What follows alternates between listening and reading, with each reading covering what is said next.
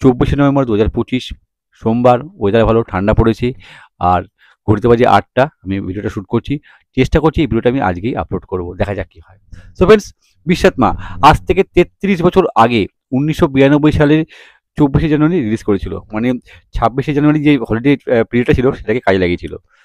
মুখ্য চরিত্রে ছিল সানি দেওল, নাসিরুদ্দিন শাহ, চাঙ্কি পান্ডে, দিব্যা ভারতী, সোনাম, জ্যোৎস্না সিং, অমরিশ পুরী, কিরণ কুমার একটা ছোট রোলে ছিল, আলোক নাথ, শরৎ সাক্সেনা, আরও অনেকে ছিল। বিশ্বাত্মা একটা out and out mass masala action cinema.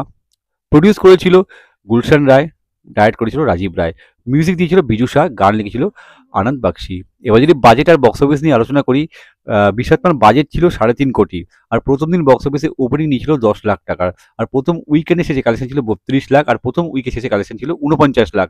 আর এই মুভিটার overall net India life time collection ছিল 5,25,00,000, আর ওয়ার্ল্ড ওয়াইড গ্রস কালেকশন ছিল 9,50,00,000। বক্স অফিসে সেমি হিট হয়েছিল। এবার যদি এই মুভিটাকে আমি এক লাইনে রিভিউ করি, আমার তো খুবই ভালো লেগেছে, আমার পছন্দের সিনেমা, আমি অনেকবার দেখেছি, সুযোগ পেলেই দেখি। আমার সিনেমাটা খুবই ভালো লাগে, একদম ফুল অফ অ্যাকশন শুরু থেকে শেষ অবধি। আর অনেক অনেক সিন আছে যেগুলো দেখতে বেশ ভালো লাগে। মানে কিনিয়ায় ম্যাক্সিমাম পোর্শন শ্যুট করা হয়েছে, সেই লোকেশনগুলো খুব ভালো।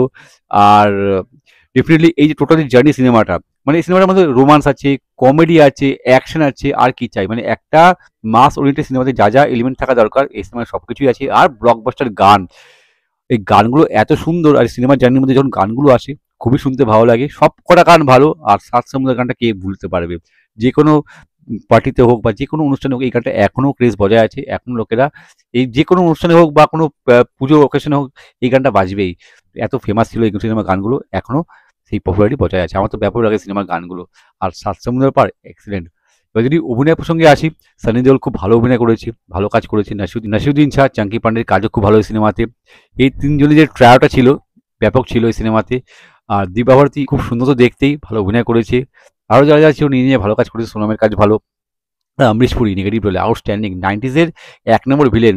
যে কোনো টাইপের ভিলেনের পার্ট হোক, এই এই সুপারস্টারকে আমি সুপারস্টার বলবো, কেননা এক্সিলেন্ট ভিলেন বলতে অমরিশ পুরী ছাড়া কি বোঝা যায় না। এক কথায় অসাধারণ আজকের জোড়াটে ক্যারেক্টারটা ব্যাপক প্লে করেছে। আরও যারা যারা ছিল নিয়ে নিয়ে ভালো কাজ করেছে। আর লোকে যেটা বললাম কিনিয়া লোকেশন ব্যাপক। আর একটা সিন আছে আমার যেটা খুব ভালো লাগে সিনেমাতে, সেটা হচ্ছে যখন নাকি প্রভাত মানে যে চরিত্রে আছে সানি দেওল, আর চাঙ্কি পান্ডেকে যখন নাকি কিনিয়া থেকে ইন্ডিয়ায় ফেরত পাঠিয়ে দেওয়া হয় প্রাইভেট জেট করে, সেখানে বোম ফিট করা হয় তাকে মারার জন্য। এবার যখন নাকি নাসিরুদ্দিন শাহ জানতে পারে, আটকাতে যায়, আটকাতে পারে না। এবার তারা প্লেনটা তো ফ্লাই অফ হয়ে যায়, কীভাবে তারা ওই অত উপর থেকে প্যারাশুট দিয়ে নিচে জাম্প করে নামে, ওই যে পোর্শনটা ছিল আমার বেশ ভালো লেগেছে। আরও অনেক সিনেমা যেগুলো দেখতে বেশ ভালো লাগে।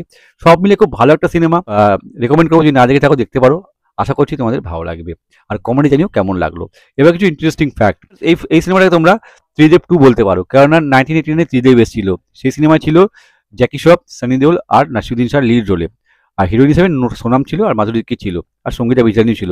ওই সিনেমাটা ব্যাপক সাকসেসের পর তারা এই সিনেমাটা নিয়েছিল, মানে এটাকে তোমরা ত্রিদেব 2 বলতে পারো সেই স্টার কাস্ট নিয়ে। কিন্তু এই সিনেমাতে জ্যাকি শ্রফ কাজ করতে পারেনি, তার জায়গায় নেওয়া হয় চাঙ্কি পান্ডেকে। কেননা এরকম শোনা গিয়েছিল ওই সময় জ্যাকি শ্রফ বিদেশে ট্রাভেল করতে চায়নি।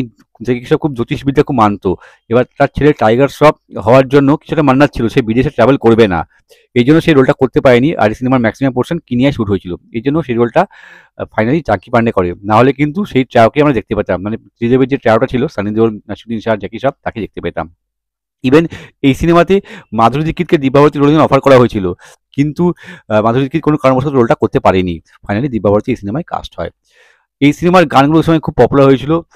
আর ওই তখন 1992-তে মানে বেস্ট সেলিং অ্যালবামও ছিল বিশ্বাত্মার গানগুলো। এখনও এই সিনেমার গানগুলোর পপুলারিটি 100% বজায় আছে। সো ফ্রেন্ডস, যদি ভিডিওটা ভালো লাগে তাহলে লাইক করো, শেয়ার করো, নতুন থাকলে আমার চ্যানেল সাবস্ক্রাইব করতে পারো। যদি কোনো সিনেমা সম্পর্কে জানতে চাও তো আমায় কমেন্ট করে পাঠাও, আমি চেষ্টা করবো সেই সিনেমা সম্পর্কে ভিডিও বানানোর জন্য আর তোমাদের সকলের সাথে শেয়ার করবার জন্য। আর আমার তো এটা বাংলা ভিডিও, আমার হিন্দি চ্যানেলে এই মুভিটাকে নিয়ে আমি ভিডিও বানিয়েছি, 2টো ভিডিও আছে, চাইলে তোমরা সেই ভিডিওগুলো ভিজিট করতে পারো। কানেক্টিং বলিউড আমার চ্যানেলের নাম।